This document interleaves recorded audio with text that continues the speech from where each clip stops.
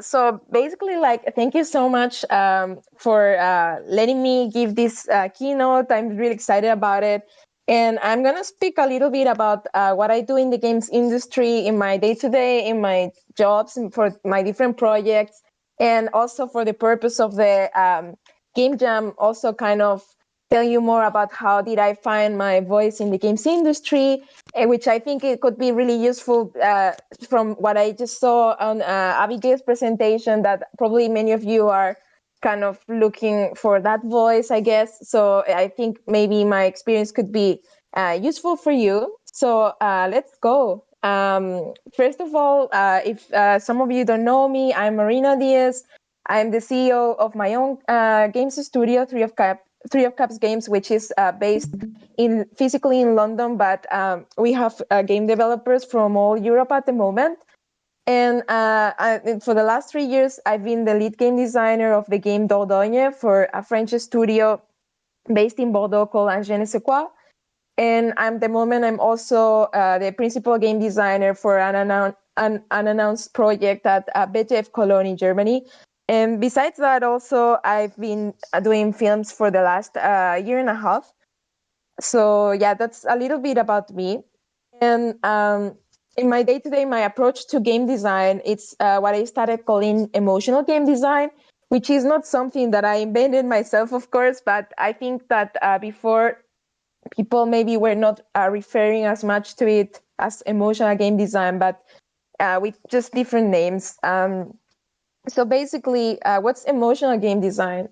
For me, it's a game design approach where designers define like a series of emotional pillars as a base for later on working on the mechanics.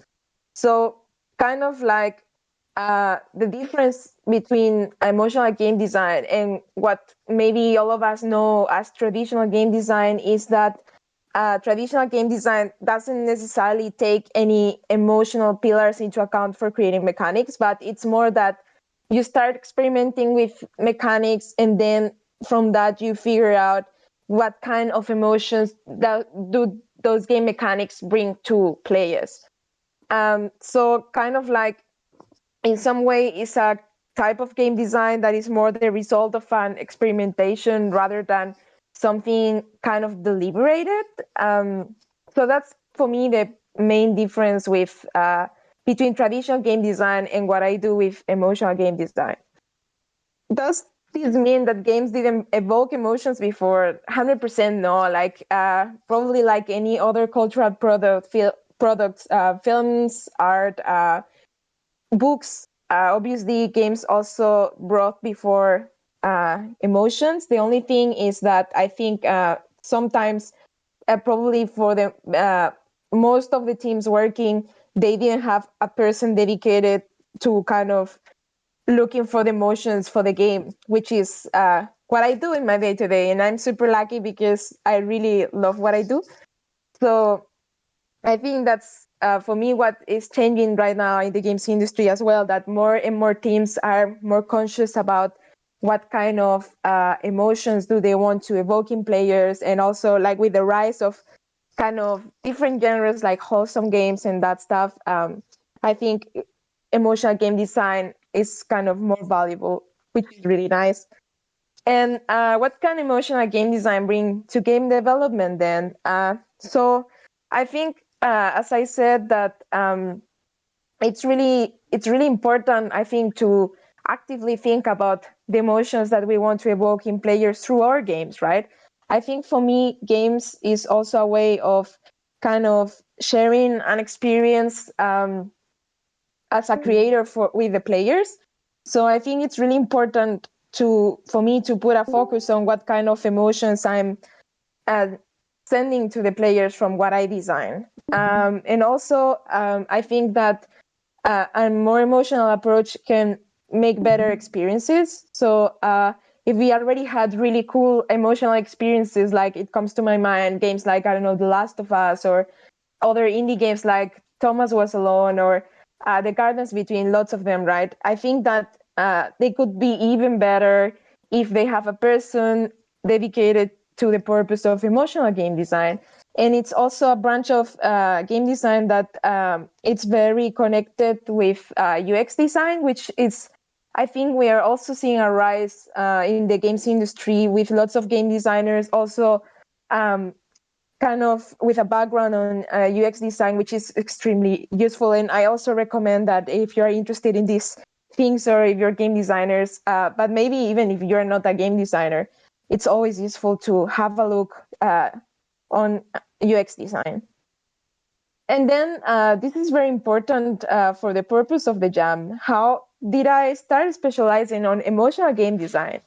So I tell you here that I follow my gut and chase what I felt I was better as a game designer and creator.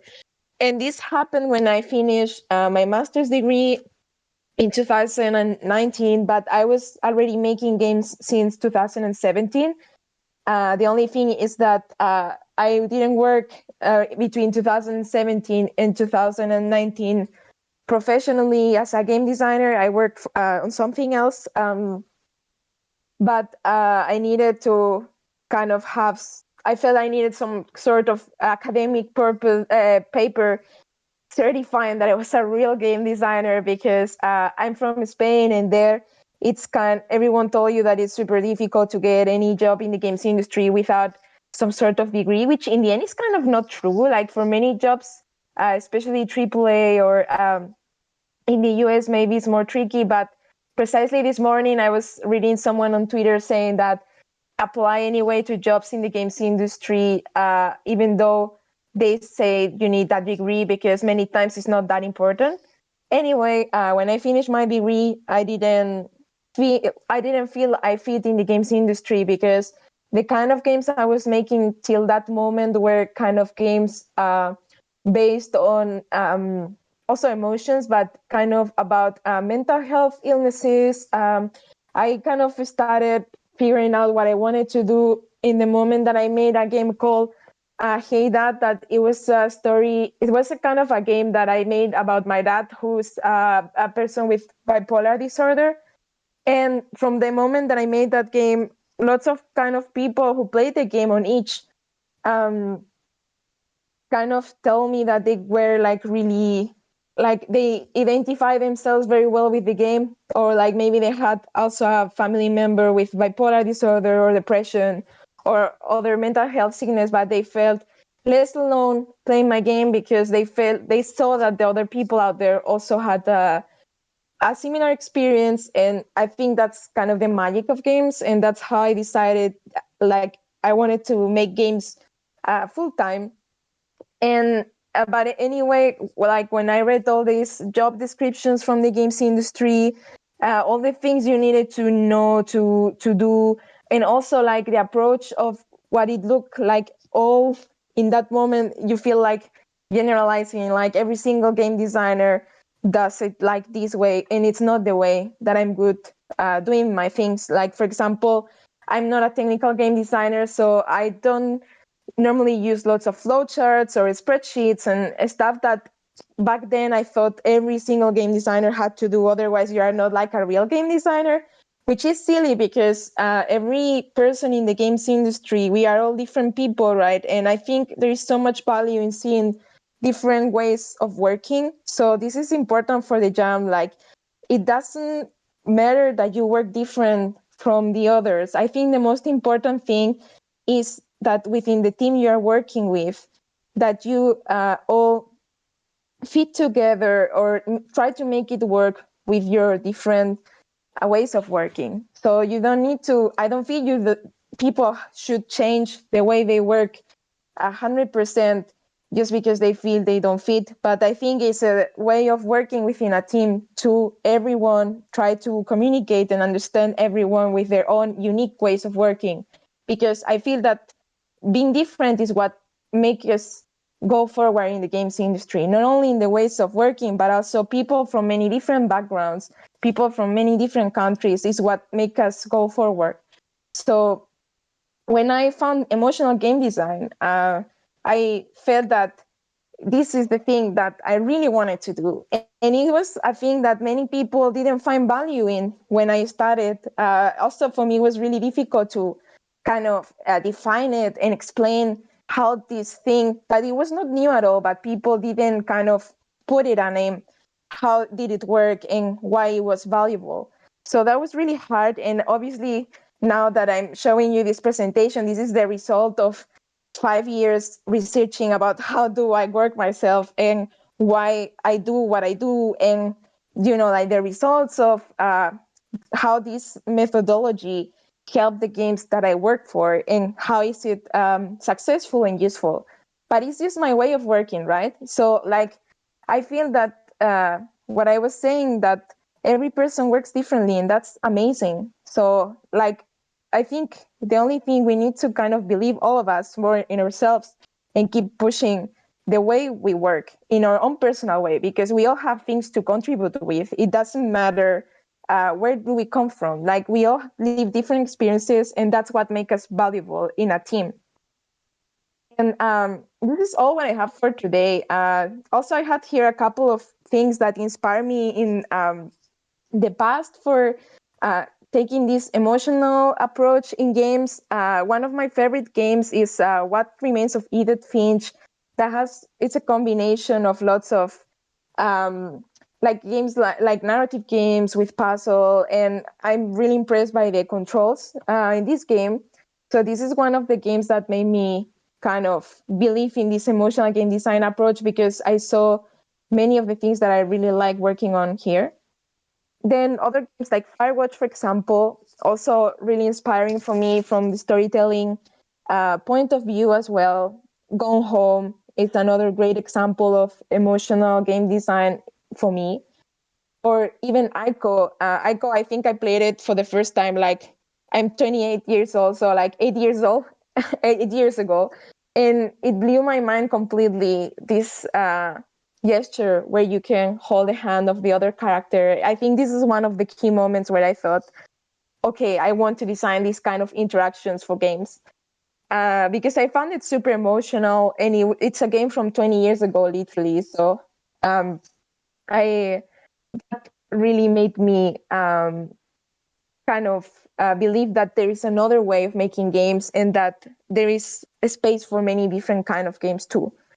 And just briefly before I finish, basically for you that don't have like a process for designing games, basically my personal process that it's been working for me for the last 5 years, and it's kind of alive. Like, I keep changing it, I keep improving it, and I adapt it to different projects that I work for, depending on the team's needs. First of all, I always define a series of emotional pillars along with the game pillars, which, like, the emotional pillars are kind of like 3 or 4 different emotional concepts that we want to achieve in the game we're working on, versus the game pillars that are kind of it's also 3 or 4 things, but that don't need to be related to only maybe game mechanics, but could be also related to the atmosphere or the vibe of the game, and also like art or audio and stuff like that. So these are the 2 main things that I work on, like, in the very beginning. Then this is an example, but I don't think I have lots of time to explain this right now, but it's what I just told you, that 3 or 4 things, like, for example, here, emotionally, I could be things like helplessness, hope, solitude, mystery, and those kind of things. Then basically what I really enjoy, that I think it could be useful for a game jam, is that I really like when I have some time to jump into the engine directly, and play with placing elements and creating atmospheres, and see how everything vibes together. It's one of the things that I like the most. And basically then playing with elements, cameras, controls, lights, narrative pacing, audio.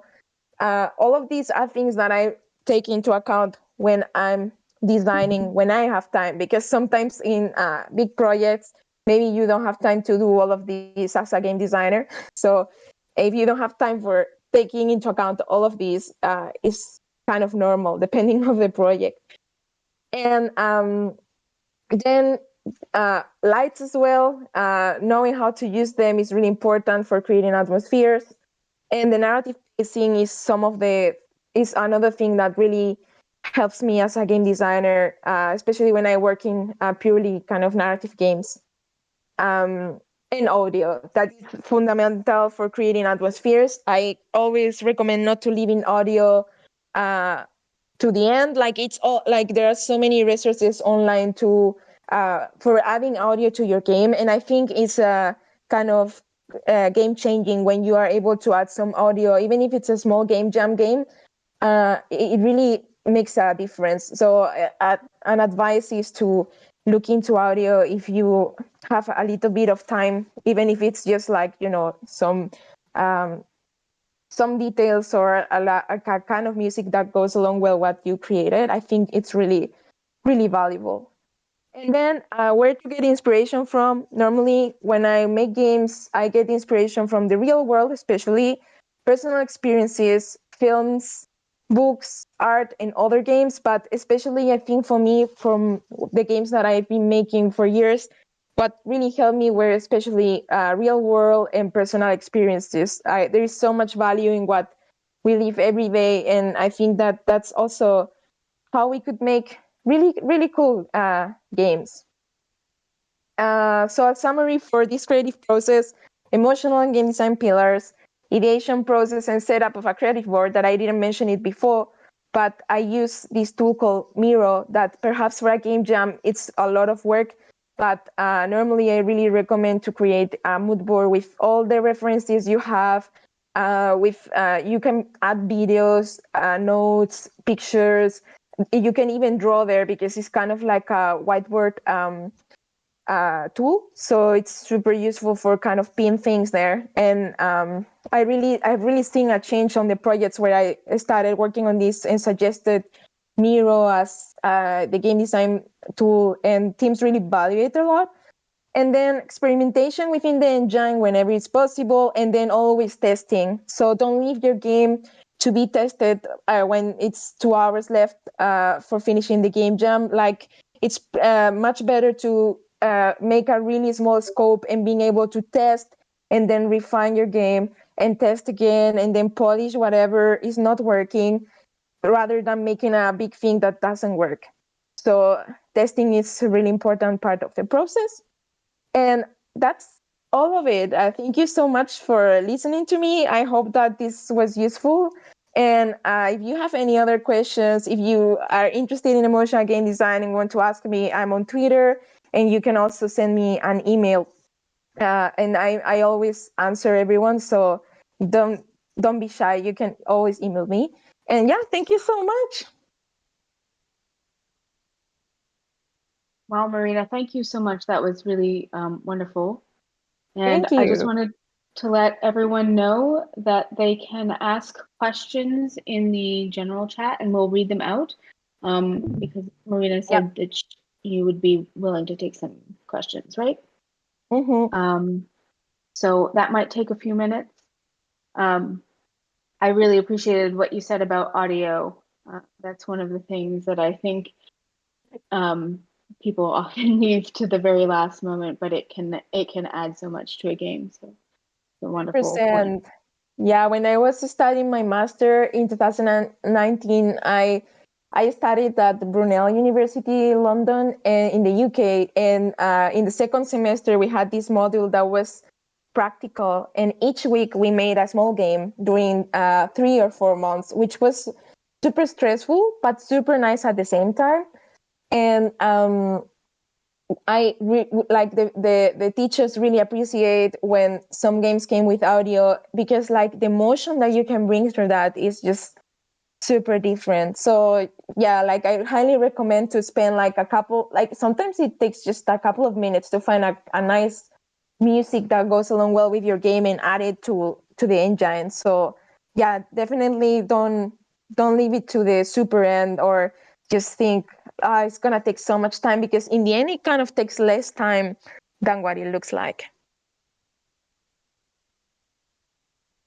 We'll give everyone a few minutes to ask any questions they have, and then we'll get ready to start splitting into teams. So please ask some questions if you have them.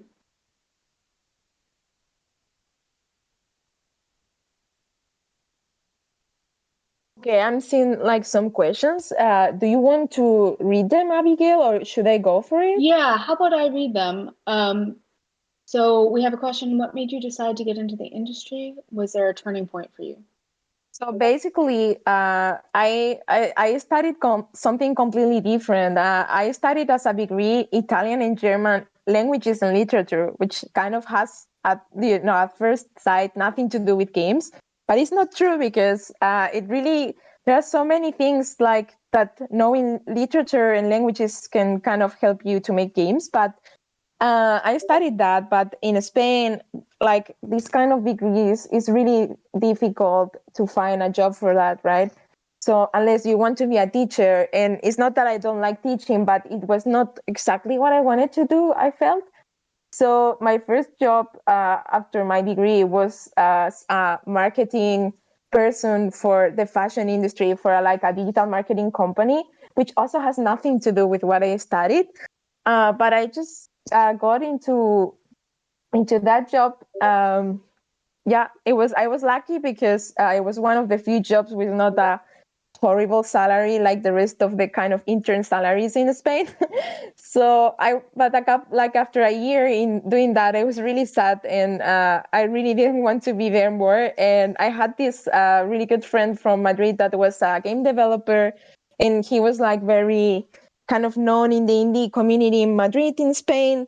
And when I was telling him that I was really sad, he always was saying to me like, "But make games, like you can do it." Because at that point already I was like for a couple of years writing about video games for fun as a hobby. So in my free time, I kind of wrote articles for some video game websites in Spanish, and that's kind of why I had a contact with games industry people in Madrid.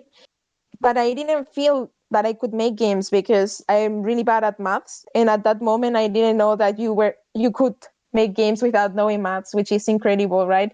But I didn't know that, so I thought that he was like crazy. And but in the end, he was saying to me so much that I started slowly kind of signing up to game jams in my free time, and every now and then when I could after work, when I didn't feel completely drained, I dedicated some like hours for making my own games. And um, basically that was when I felt that maybe I could try to get into the games industry. And then speaking to my mom, who's always a big supporter of mine, she said to me, "Well, like games is kind of the only thing that you really kept over the years that you really like, so perhaps you can make them." And I also thought she was crazy. But then after that conversation, I saw this master's degree in the UK on game design, because at that point, and as crazy as it sounds, for me, it was more doable to ask for a loan in the UK, a money support in the UK for studying rather than staying in my own country, because it was unaffordable to study anything games related in Madrid. So that's what I did in the end. Like I spoke to my parents, who could only support me a little bit because they didn't have the money for helping me a lot with this. But they supported me for asking for this UK loan. And that's how I went to the UK, to London. And honestly, it changed my life, because if I would have stayed in Madrid, I don't think I could be where I am right now, because it's really, really difficult to get into the games industry in Madrid. First of all, because of the language barrier. I didn't get this fluent in English until I didn't move to the UK, because basically if you stay in your own country, you don't have so many opportunities to practice the language if you have a job and, this kind of stuff that takes your time. So yeah, that's kind of how I got into the industry, and it made me decide to get into the industry. My mom that I could bring these emotional experiences to games and that stuff. So yeah, sadness was my turning point. Thanks. We have a couple more questions. We have a question, is horror considered emotional game design? And we had some Percent. interesting Yeah, like discussion of that. yeah, like basically emotional game design is 100% applicable to any kind of game. It's not only like for maybe wholesome games or cozy games, or as I said, that I really enjoy making games about mental health. It can completely be applicable to other games. Like, for example, I'm thinking now of, I don't know, games like what I'm thinking of, Resident Evil, like just as an example, that it's all about kind of psychological horror and playing a lot with lights and cameras and like sounds, basically like horror films in some way, right? Like we get these effects in films playing with these kind of elements, and actually like horror related, I learned a lot about narrative. Environmental storytelling thanks to these horror games that are, I think they are available for free on itch.io. That I don't know if all of you know this page, but basically it's on the internet, a website for like where indie developers upload their games, and you don't need to be a super professional for uploading your games, which is super nice. Basically you can just upload even your game jam games there. So there is this developer called Kitty Horror Show that they make amazing horror, just environmental storytelling games, and that's 100% how I learned more about emotional game design. That was recommended by my first mentor ever in the games industry, which is who is now my best friend as well. And I recommended you to check that. Even if you don't like horror stuff, it's really valuable. I just write it in the chat. Thanks. I'll have to check that out. If we have another question, do you feel a game design related degree is required to get into the industry? To be honest, I think it depends on the country a little bit sometimes. I personally don't feel so. Like what I learned like in the master's degree that I did, which was the most valuable thing for me, was to be able to do this full time, right? Before like not having another job or not having to do this like 30 minutes per day after being exhausted from work. But I didn't feel that it taught me things I couldn't have learned on my own or like through experience and stuff like that. But it also like I can only speak from the point of view of a person based in Europe, right? So like I don't know how maybe it works in other countries. I know that in the US, from my friends, it looks like it's really corporate. So like perhaps in the US, it's kind of more mandatory if you maybe have to work for AAA. I think if you work more for indie games, it's not like something mandatory.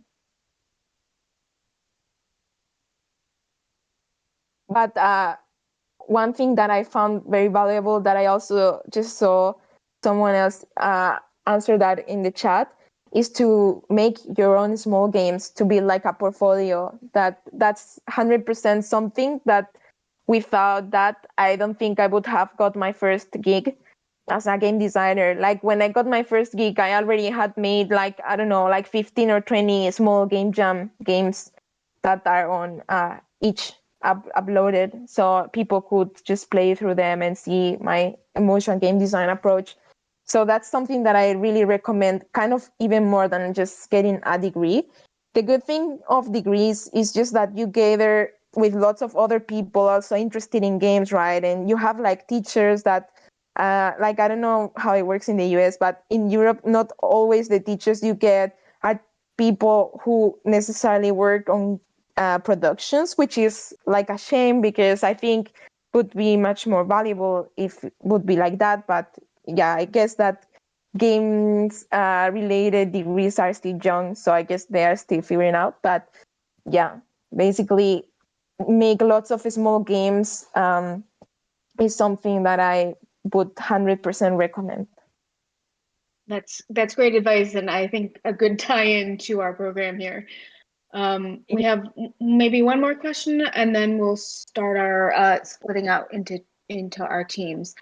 So this last question is, what would you say a game needs to become successful? And successful is in quotes. So I guess that means you can define successful however you choose. I think that first of all, I think it has to deliver a good experience to the players. That's why I'm so kind of I repeat so much about the UX design and all of that. I don't like. I also think that might be important to kind of find some niches that are not covered, like basically games uh, that are kind of unique in some way. Like, I don't know, like I'm trying to think about some example. Like, for example, I don't know if you all played like a short hike, like that's those kind of games, right? That they are very kind of specific. And I think like these kind of games that cover some branches of the game's players palette are the ones that kind of get really successful. And then there are other games as well that maybe follow like a genre that is already very popular, and they kind of follow these kind of success generators in some way. So yeah, but I guess like it's also very very broad. Like there are so many different kind of paths that can lead to a successful game, but in general, I that's how I feel that with some games could work. But it's kind of also difficult because there is no like a single recipe for success, I guess.